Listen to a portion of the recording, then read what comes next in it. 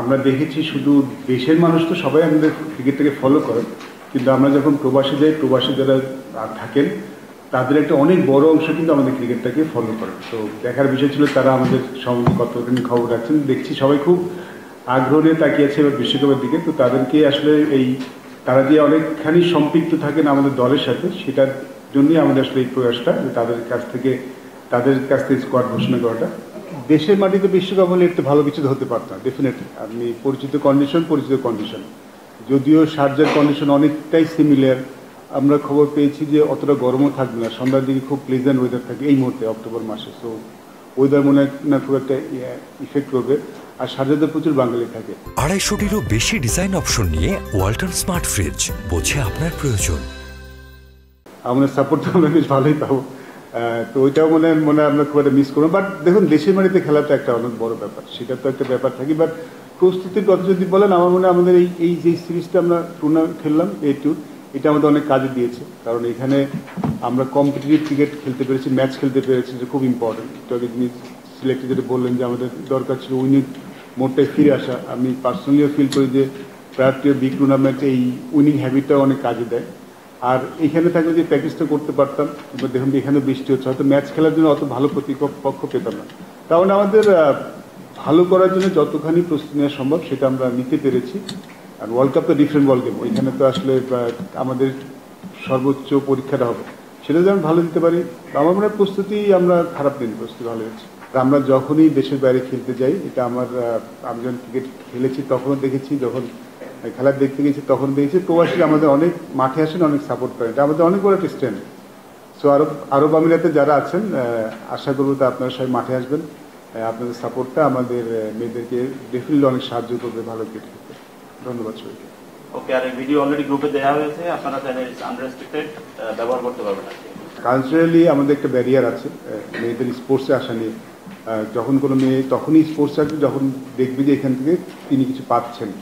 তো আমরা তো একটা এনভায়রনমেন্ট ক্রিয়েট করার চেষ্টা করছি, সেটা কিছুটা এগিয়েছি। আমার মনে হয় এখানে অনেক কাজ করা আছে। তার সাথে যদি আমরা এই জিনিসটা দিতে পারি যে ছেলেদের ক্রিকেটে কেন এত ক্রিকেটার আছে, এটা কিন্তু বাস্তবতা যে যখন একটা ছেলে চিন্তা করে যে এখানে ক্যারিয়ার করতে পারে ক্রিকেট, এই জন্য কিন্তু দেখবেন ছেলেদের অনেক ছেলে ক্রিকেট খেলতে চায়।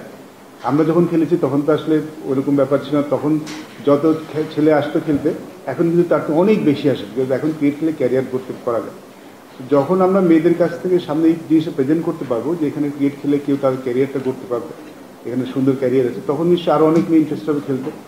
আমাদের আসলে নারীকে এটা আসলে বেশি দরকার এই মুহূর্তে, যে অনেক মেয়ের পার্টিসিপেশন, অনেক মহিলা ক্রিকেটার নিয়ে আসা cricketer. Shobana Mustari, one of the talented cricket player we have seen in recent year. ওকে আমরা অনেক সুযোগ দিয়েছি, সত্যি কথা। তার হিউজ প্রসপেক্টও আছে, সত্যি কথা। আমরা যেরকম আশা করছি সেরকম পারফর্ম করতে পারছে না, বাট যে প্লেসটাও খেলে নাম্বার 3-তে, আমাদের হাতে ওইরকম অপশনটাও এখন আপাতত নাই। শোভনা মুস্তারি ক্যান ব্যাট নাম্বার 3, তারপরে যদি তারপর এখান থেকে পিছিয়েও ব্যাটিং করতে পারে, ফ্লোটিং ব্যাটিং অপশন থাকে সেক্ষেত্রে। যদি আমাদের পাওয়ার প্লেতে যদি আমাদের ওপেনিং ব্যাটসম্যান দুজন ভালো খেলতে পারে, আলটিমেটলি জ্যোতি নাম্বার 3-তে খেলে, তো এই কারণে শোভনা স্ট্রাইক এবিলিটি ভালো, এই কারণে শোভনা পিক করা। শাইমার যেটা হয়েছে, লাস্ট 6-7 মাস ধরে ও ইনজুর ছিল, ও রিকভার করেছে ভালো, কিন্তু এখনো ওর পুরোপুরি টাচে আসতে পারেনি। সাথী রানী নামে একটা প্লেয়ার এই বছর খুবই ভালো খেলেছে NCL-এ, এবং ওখানেও ভালো খেলছে। আর দিলারা আক্তার আগের থেকেই খেলছে, তো এই কারণে আমাদের শাইমাকে চুজ করতে পারিনি আমরা। রাতে খেলা আছে আমাদের প্রায় 4টা, এবং আমার কাছে মনে হয় যে পেস বোলিং অপশনটা আমাদের জন্য খুব ভালো। আর ওইখানে আমাদের বাংলাদেশের মতো কন্ডিশন হবে না, ডেফিনেটলি ভালো উইকেট হবে, স্পোর্টিং উইকেট হবে, পেসটা হেল্প করবে আমার ধারণা। এই কারণেই আমরা 3টা পেসার নিয়েছি। বেসিক্যালি এটা বৈশ্বিক টুর্নামেন্ট, সব দেশের সাথে খেলা হয়। আমরা যদি আমাদের সামর্থ্য শতভাগ দিয়ে খেলতে পারি, আমাদের ভালো করার সুযোগ আছে। আমরা যদি সামর্থ্যের শতভাগের থেকে বেশি 110% খেলতে পারি, আমাদের সেমিফাইনালে কোয়ালিফাই করার সম্ভাবনা আছে। পেছনে একটু 2-3 মাস আগে যদি ফলো করেন, অস্ট্রেলিয়ার সাথে আমরা খেলেছি, এখানটায় আমরা একটা ম্যাচ জিতিনি। দেন ইন্ডিয়ার সাথে আমরা সিরিজ খেলেছি সিলেটে, আমরা একটা ম্যাচ জিতিনি। এশিয়া কাপে আমরা 2টা ইম্পর্টেন্ট ম্যাচ খেলেছি, লাইক শ্রীলঙ্কা আর ইন্ডিয়ার সাথে খেলেছি। তো আমরা একটা উইনিং ফ্লো চাচ্ছিলাম, একটা জিনিস, এই জন্য আমরা আমাদের ন্যাশনাল টিমটাকেই মোটামুটি একটু ঘুরিয়ে ফিরিয়ে পাঠিয়েছি। প্লাস আমার কাছে মনে হয়েছে যে এখানে প্র্যাকটিস ক্যাম্প করার থেকে আননোন অপোনেন্টের সাথে খেলাটা ওদের জন্য আর একটু বেটার হবে, এবং উইনিং টোনটায় ফিরে আসাটা খুব জরুরি আমাদের জন্য, অপোনেন্ট যেই হোক, এইটা আমাদের পার্সপেক্টিভ ছিল। রুমানাকে আমরা এশিয়া কাপে নিয়েছিলাম মিডল অর্ডার ব্যাটসম্যান হিসেবে বেসিক্যালি, কিন্তু সে ভালো পারফর্ম করতে পারেনি। প্লাস এই মুহূর্তে আমার কাছে মনে হচ্ছে যে ধরনের ব্যাটিংটা সে করে টি-টোয়েন্টির সাথে আপাতত যাচ্ছে না। এই কারণে আমরা একটু চিন্তা ভাবনা একটু ডিফারেন্ট ওয়েতে করেছি। এখানে ওর জায়গায় একটা নতুন প্লেয়ার আসে তাজ নিহার, সে ভালো স্ট্রাইকার, তো আমার কাছে মনে হয় মিডল অর্ডারও একটা ভালো সাপোর্ট দিতে পারবে। আমরা পাকিস্তানের সাথে খেলেছি, ইন্ডিয়ার সাথে খেলেছি, ইন্ডিয়ার সাথে আমরা টাই করেছি ওয়ানডে সিরিজ। তো আর তারপরে আমরা খেললাম হচ্ছে কি অস্ট্রেলিয়ার সাথে। এখানটায় আমাদের সাথে আমার মনে হয় সবাই এখানে অবগত আছেন যে অস্ট্রেলিয়া বা ইন্ডিয়া বা ইংল্যান্ড একটু ডিফারেন্ট লেভেলে ক্রিকেট খেলে, আমরা ওই লেভেলে এখন রিচ করতে পারিনি, উইচ ইজ ভেরি ট্রু। এটা আমাদের সবাই মেনে নিতে হবে, বাস্তবতাটা এইটাই। তো সেই কারণে সেই প্রেক্ষাপট থেকে বলাটা ব্যাপারটা, সালমার ব্যাপারটা প্লাস রুমানের ব্যাপারটা আমরা ওদেরকে সাথে পার্সোনালি কথা বলেছি, বোর্ডের থ্রুতে কথা বলেছি যে ওরা তারা যদি শেষ খেলাটা খেলতে চায় আমরা ওইটা ওদেরকে ওয়েলকাম করবো এবং একটা ম্যাচ খেলিয়ে আমরা ওদের আমরা অফিসিয়ালি বেরিয়ে দিতে পারবো।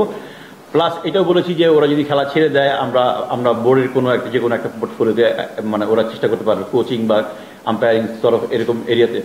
তো ওরা ওইভাবে চিন্তা করছে, প্রবাবলি দিস ইয়ার মনে হয় ওরা খেলবে, তারপরে হয়তো আমার মনে হয় আমি জানি না, খুব একটা রাখছে না। কারণ আমি কয়েকটা দেশের কথা জানি তো যাদের ছেলেদের আর মেয়েদের সমান একদম ফ্ল্যাট, মানে কোনো তাদের কোনো ডিফারেন্স নেই। আমাদের কিন্তু শুরু হয়েছিল মেয়েদের, আপনারা জানেন শুরুতে তেমন কিছু ছিল না, বাট এখন কিন্তু তাদের ম্যাচ ফিজ বেড়েছে, স্যালারি বেড়েছে, গত বছর থেকে কিন্তু এবার আরও বাড়িয়েছি আমরা। সামনে আমাদের আরও প্রোগ্রাম আছে। এটা যদি হয় তাহলে সবচেয়ে বড় সুবিধা আমাদের জন্য, ওমেন্স ক্রিকেটের জন্য, যে মেয়েরা ক্রিকেট খেলতে ইন্টারেস্টেড হবে, ইন্সপায়ার্ড হবে, যেটা আসলে খুব বেশি দরকার। আপনি জানেন যে